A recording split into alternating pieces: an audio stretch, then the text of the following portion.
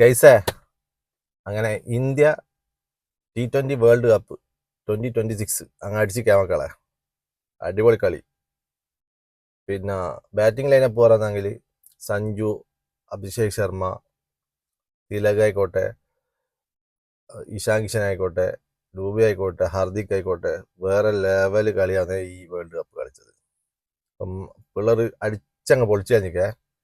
അങ്ങ് അഹമ്മദാബാദ് സ്റ്റേഡിയം തീയിട്ട് കഴിഞ്ഞിക്ക്.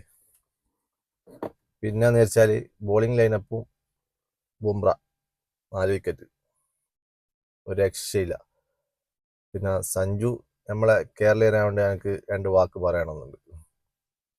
അവനെ ഇത്ര നാളും ബെഞ്ചുമ്മലിട്ട് വെറുതെ ഇരുത്തിയുള്ള ഒരു പ്രതികാരമായിട്ടാണ് ഈ 3 മാച്ചുകൾ അവനെ കണ്ടത്. ശരിക്കൊരു പ്രതികാരം പോലെ തന്നെ ഉണ്ട്.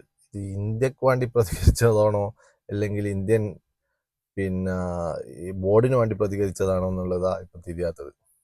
അവരിപ്പോ ആകെ പെട്ടിട്ടുള്ള സംഭവം ശരിയാണ്. അവനോട് ചെയ്ത ഇത്ര വലിയ ക്രൂരത വേറെ ആരും ചെയ്തിട്ടില്ല. ഒരിക്കലും ആ മുറിവ് ഉണങ്ങുകയില്ല. പക്ഷെ ഇപ്പോഴത്തെ സ്ഥിതിയിൽ അവനാണ് ഇന്ത്യൻ്റെ മെയിൻ പ്ലെയർ. ഇപ്പോഴത്തെ സ്ഥിതിയിൽ അവൻ തന്നെയാണ് ടൂർണമെന്റ് ഓഫ് ദി പ്ലെയർ. അതും നമുക്ക് സന്തോഷിക്കാനുള്ളതാണ്. അപ്പോൾ പറയാനുള്ള കേസ്, ഇത് ഇപ്പം തുടങ്ങിയ കേസൊന്നല്ല. ഇവനിങ്ങനെ ബെഞ്ചുമ്മലിടലും താത്തലും എടുക്കലും പൊക്കലും. കഴിഞ്ഞ ഏഷ്യ കപ്പിന് ഓപ്പണിങ്ങിൽ ഇറങ്ങേണ്ട ചങ്ങായിയാണ് 6ാം സ്ഥാനം 7ാം സ്ഥാനം അങ്ങനെയെല്ലാം പോയത്. അപ്പം ദൈവം അവൻ്റെ കൂടെയാണ്. സത്യം അതാണ്. ഇവർ ഇത്രയും കളിച്ച കളികളിൽ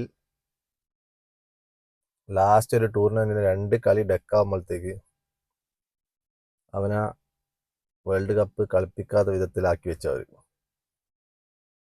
പിന്നെ വേൾഡ് കപ്പിലേക്ക് തിരിച്ചു വരുമ്പോൾ അവൻ്റെ പൊസിഷനിലേക്ക് കളിക്കുന്ന 2 ആളും ഡെക്ക് ഇങ്ങനെയെല്ലാം വന്ന് ഒരു കളി അങ്ങ് തോറ്റു.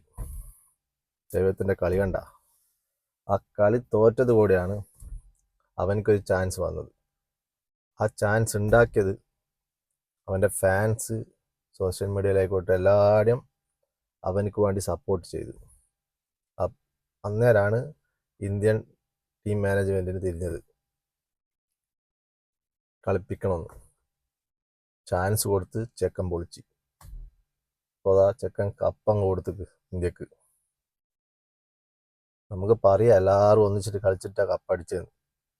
പക്ഷേങ്കിൽ ഒരു ടേണിംഗ് പോയിന്റ് അവനവിടെ വന്നതാണ്. ഇതാണ് അതിൻ്റെ സത്യം. ഇതാണ് അതിൻ്റെ സത്യാവസ്ഥ. അപ്പം ഗൈസേ, ദൈവം അവൻ്റെ കൂടെ തന്നെയാണ്. കേരളീയർ അവൻ്റെ കൂടെയാണ്. ഇന്ത്യ മൊത്തം അവൻ്റെ കൂടെയാണ്. ഇപ്പം അവൻ്റെ ഫാൻസ് ഇപ്പോൾ MS ധോണിക്കല്ലുള്ള പോലത്തെ ഒരു ഫാൻസായിട്ട് മൊത്തത്തിൽ മാറിയിരിക്കും. അവൻ ബാറ്റ് പൊക്കിയാൽ ഗാലറി കുലുങ്ങും, ജസ്റ്റ് ഒന്ന് ഇനിയിച്ചാൽ ഗാലറി കുലുങ്ങും. ആ ഒരു അവസ്ഥയിലേക്ക് പോയി ഗൈസേ. അപ്പോൾ സഞ്ജു, അഭിവാദ്യങ്ങൾ.